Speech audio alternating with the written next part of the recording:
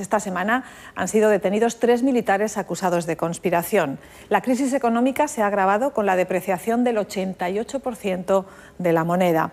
Y el cerco a los líderes opositores se ha estrechado aún más con la retirada de su condición de parlamentaria a María Corina Machado. Con el trasfondo de esta realidad hemos realizado el siguiente reportaje en el que constataremos la polarización de la sociedad de aquel país. Entre los venezolanos residentes en España vamos a escuchar la versión más oficial, la que defiende la gestión del presidente Maduro y la de aquellos que se oponen a las formas de gobernar del sustituto de Chávez un año después de su muerte.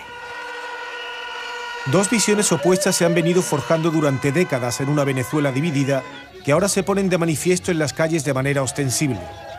Ya no está Chávez, ni su carisma preside la vida de este país latinoamericano, pero sí persiste en su sombra y el chavismo en la figura de Nicolás Maduro, que ratificó en las urnas, aunque por estrecho margen, la designación del comandante.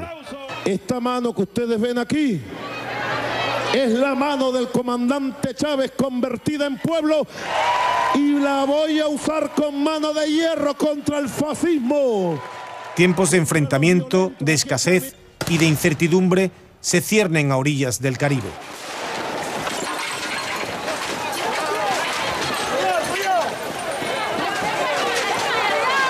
Venezuela es un país complejo que hoy parece vivir contra sí mismo. Las barricadas o guarimbas, como las llaman los venezolanos, separan y hacen visible dos formas de pensar de una población muy polarizada. En los últimos años, en la opinión de muchos analistas, se han extendido dos mitos que acrecientan esta división y hacen difícil la reconciliación. Uno pertenece a la oposición, que habla de elecciones sistemáticamente adulteradas. Otra es del propio gobierno, seguro de un complot internacional para asesinar al presidente y derrocar al gobierno. Empiezan esos mitos que lo que supone es quitarse legitimidad mutuamente unos a otros. En todo ese contexto, el gobierno ya no es visto como un adversario político al que vencer en unas elecciones, sino como un enemigo al que hay que derrotar. Creo que es muy difícil entender la situación venezolana sin entender el clima de radicalidad política que se vive en Venezuela, donde el adversario político se convierte con mucha facilidad en el enemigo y se le ningunea absolutamente. Y eso es algo común tanto en el sector chavista, en el gobierno, como en la oposición. Y después tenemos una delicadísima situación económica. La caída del precio del crudo ha repercutido de manera directa en la economía venezolana. ¿Cómo se financia el gobierno venezolano? Pues no como hacemos la mayor parte o hace la mayor parte de los gobiernos de los países desarrollados, que se hace vía impuestos, sino es fundamentalmente a partir de las rentas derivadas del petróleo, la principal fuente de ingresos del gobierno. Y el gobierno, por tanto, la preocupación que ha tenido ha sido utilizar los recursos del petróleo para cuestiones sociales, combatir la pobreza, proyectos de desarrollo endógeno, mejoras en la educación, mejoras en la sanidad, pero sin embargo no se ha preocupado de diversificar su estructura productiva. Las diferentes medidas para establecer una reforma agraria, expropiaciones de latifundios, entrega de tierras a campesinos, la concesión de microcréditos, ha fracasado estrepitosamente y Venezuela no tiene capacidad para producir ni siquiera los alimentos que consume. Muchos venezolanos viven con preocupación este momento a miles de kilómetros de su país. Desde la oposición, como ellos mismos dicen, viven lejos pero no ausentes de Venezuela. Domingo Widen, empresario venezolano en el exilio, reúne en su casa a varios compatriotas que pertenecen al movimiento SOS Venezuela, que como en otros rincones del mundo, opera desde Andalucía. Los medios de comunicación internamente en Venezuela están totalmente secuestrados por el régimen comunista que impera en Venezuela. Las personas comunes se enteran mucho más por las redes sociales y por la gente que está en el exterior, que son con las mismas personas que estamos acá. Por eso la razón de SOS Venezuela es que su intención es que seamos los ojos de las personas que no pueden comunicarse con el mundo entero. Lo que está pasando es que en Venezuela hay una represión de tal magnitud que se ha llegado al punto en el que si tú no dices lo que yo creo que debes decir, estás en mi contra y no mereces vivir o no mereces tener el derecho a seguir estudiando o no mereces tener el derecho a circular libremente. Esto realmente es una rebelión popular, no quepa la menor duda. Es una rebelión de la gente, es una rebelión de los muchachos, de sus madres, de sus amigos. y de las comunidades. O sea, la gente ya está cansada de vivir con miedo, de vivir con miedo, de vivir con escasez, de vivir de una manera paupérrima, pues, al estilo cubano, así de sencillo. Sin necesidad de un líder que los lleve. Y hay mucha gente que ha estado apoyando al gobierno chavista o ahora Maduro, que están en su contra, pero tienen muchísimo miedo, porque tienen miedo porque están amenazados, porque tú ves las cartas de los que están trabajando, que los obligan y dicen las cartas de carácter obligatorio, tienes que ir, porque los amenazan constantemente. Es un gobierno que dice, el mismo gobierno dice, que en las elecciones de Maduro solamente se ganó las elecciones por 250.000 votos. ¿Qué significa eso? Que en el país hay más de 8 millones de personas en contra del gobierno. ¿Qué dice el gobierno que es? Desde el año 2004 al venezolano se le impuso un sistema electoral digitalizado.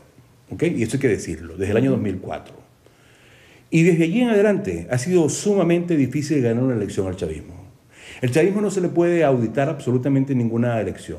No hay manera de auditarle nada. No puede rebatir el carácter democrático del gobierno. Por eso tratan de implantar una matriz falsa. Es represor, es un dictador. No, hay democracia legitimada en 18 elecciones nacionales consecutivas que ha ganado el chavismo y un Consejo Nacional Electoral ratificado como eficiente, un sistema electoral transparente, lo dice la Fundación Carter. Carter ha dicho, Jimmy Carter, presidente norteamericano, es el mejor sistema electoral del mundo. Una delegación de diputados españoles certificó que son elecciones limpias y transparentes, que es un sistema auditable en todas sus fases. El gobierno de Venezuela fundamenta sus argumentos en la legitimidad democrática de su gestión y acusa abiertamente a la oposición de urdir un plan perfectamente orquestado. Hay en pleno desarrollo un plan de desestabilización sostenido.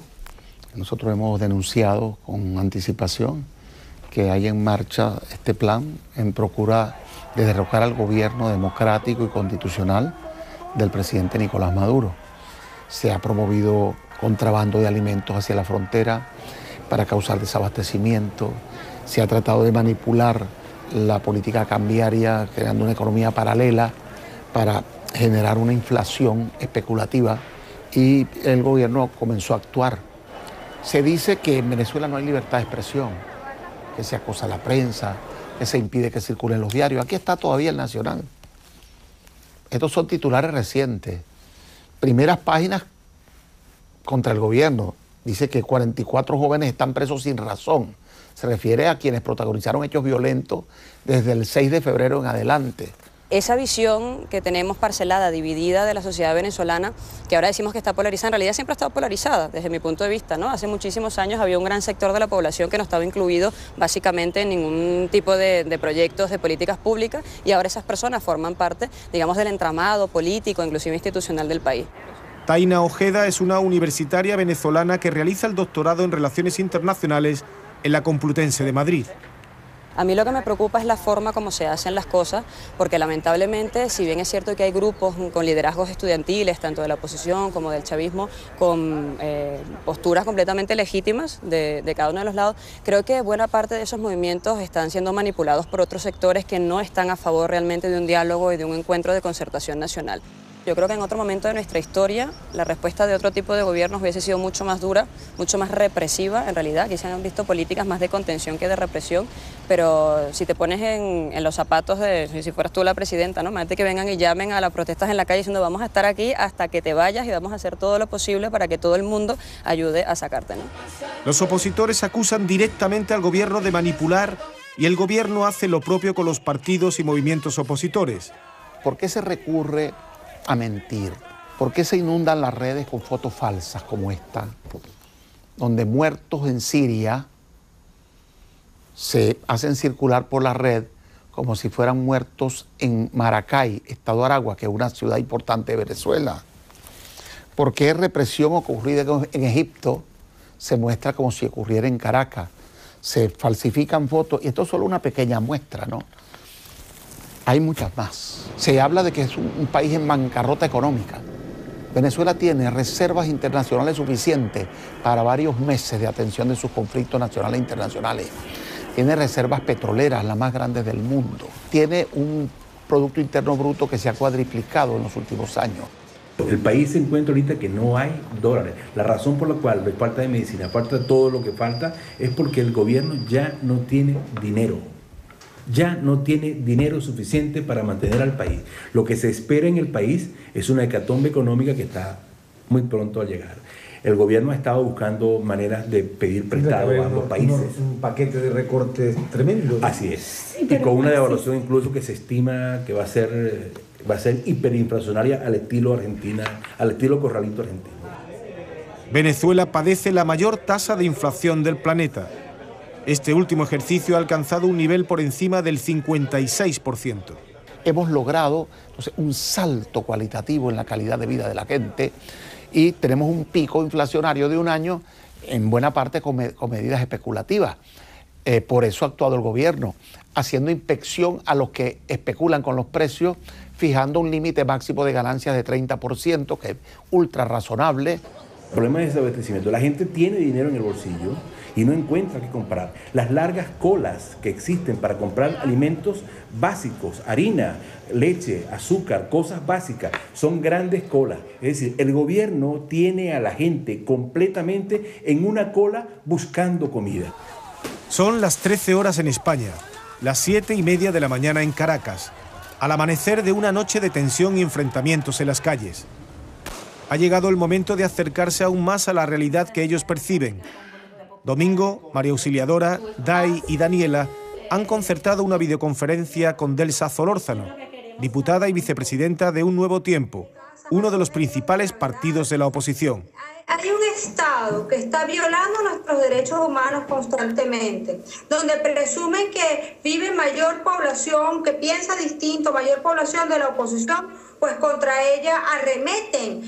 Es una situación grave. Hemos atendido 1.300 jóvenes que han sido detenidos y que han sido pasados a tribunales, de los cuales más de 900 están con libertad condicional. ¿Y temen ustedes que se radicalicen las posturas hasta el punto de un enfrentamiento civil importante y grave? En este momento ya hay un enfrentamiento civil en las calles. Nuestra preocupación es que ese enfrentamiento civil es completamente desigual.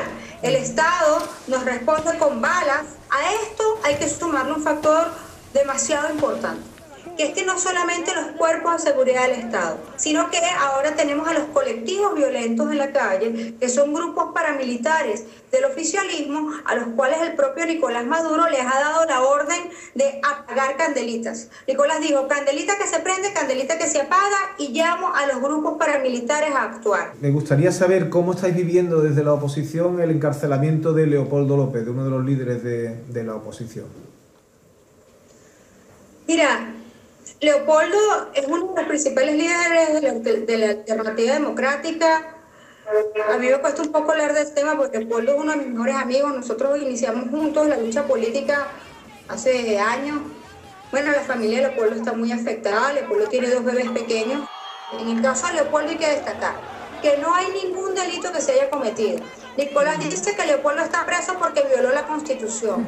Por Dios, violar la Constitución, si no está establecido en el Código Penal, si no está tipificado como delito, no es delito. Si usted violó la Constitución, dígame cuál delito violó. ¿Cómo ocurrieron las cosas en realidad? El 23 de enero, rueda de prensa. Leopoldo López, María Corina Machado. La salida, la calle Vence, destruyen instalaciones públicas, la Fiscalía General de la República.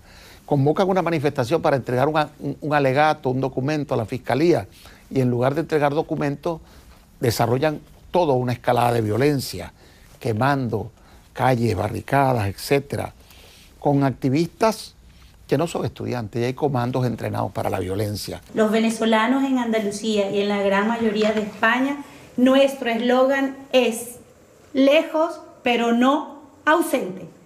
Delsa, con el corazón en la mano, donde haya un venezolano en cualquier rincón del mundo que esté, hay un grito que pide libertad. Eso es lo que queremos, libertad. democracia para Venezuela, desde todos los rincones del mundo, lejos pero no ausentes. Lejos o cerca, la realidad venezolana se presenta con dos caras muy distintas. Este país, rico en recursos naturales, vive inmerso en una tremenda contradicción. Riqueza, escasez. Gobierno legitimado en las urnas frente a la opinión de muchos opositores que no lo reconocen. Democracia frente a la imagen de militares en las calles. Dentro del complicado escenario político venezolano hay determinadas líneas rojas que no se han cruzado aún. Pero eso no quiere decir que no se vayan a cruzar en el futuro. Venezuela está llamada al diálogo o a un enfrentamiento civil de incalculables consecuencias.